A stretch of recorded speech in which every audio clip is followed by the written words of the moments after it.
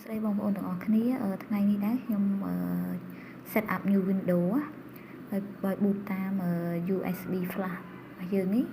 ប៉ុន្តែវាចេញ error legacy boot of UEFI media អញ្ចឹង solution ដើម្បីដោះស្រាយបញ្ហានេះគឺយើងត្រូវធ្វើអា USB image របស់យើងទៅជា MBR វិញអញ្ចឹងយើងដោះflash យើងមកយើងដោតចូល computer នេះទៀតដើម្បីយើងធ្វើវាអញ្ចឹងខ្ញុំប្រើកម្មវិធីមួយឈ្មោះថា Rufus អញ្ចឹងកម្មវិធីនេះយើង run កម្មវិធីហ្នឹងមកហើយចាពេលយើង run កម្មវិធីហ្នឹងអញ្ចឹង device USB យើងវា automatic select ហើយអញ្ចឹងយើង select យក ISO image របស់យើងហ្នឹងណាខ្ញុំយកអានេះជា Windows 10 image របស់ខ្ញុំដើម្បី boot តែប៉ុណ្្នេះ partition scam បើយើងឃើញវាប្រាប់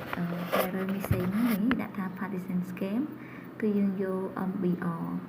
អញ្ចឹងដោយឡែករបស់ខ្ញុំតឡើងលើកមុនហ្នឹងខ្ញុំប្រើ GPT អញ្ចឹងខ្ញុំ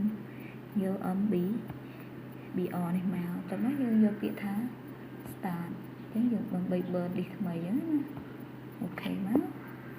យើងវាកំពុងដំណើរការវា delete file ចាស់របស់យើងអញ្ចឹងវានឹង install សារថ្មីឲ្យយើងដើម្បីធ្វើ USB boot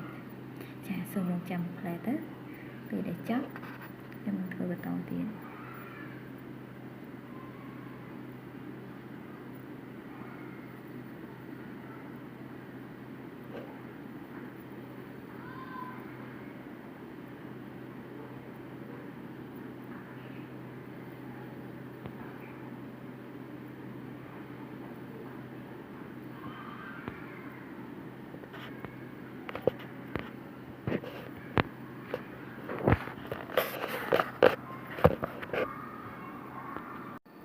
ចាសួស្តីបងប្អូនទាំងអស់គ្នាចាឥឡូវ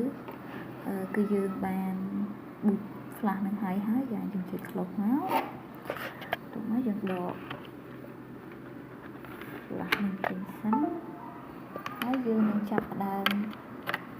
boot Windows យើងសារថ្មីយើងឃើញហើយគឺ Windows យើងចាប់ផ្ដើម boot ហើយចាអញ្ចឹងដំណោះស្រាយគឺមានតែប៉ុណ្ណឹងគឺយើង change ទូរស័ព្ទ flash boot ហ្នឹងគឺខ្ញុំធ្វើជា CPT អញ្ចឹងវាអត់ស្គាល់ជាមួយនឹងម៉ាស៊ីនខ្ញុំទេអញ្ចឹងគឺយើងគ្រាន់តែ boot flash image យើងសារថ្មីយក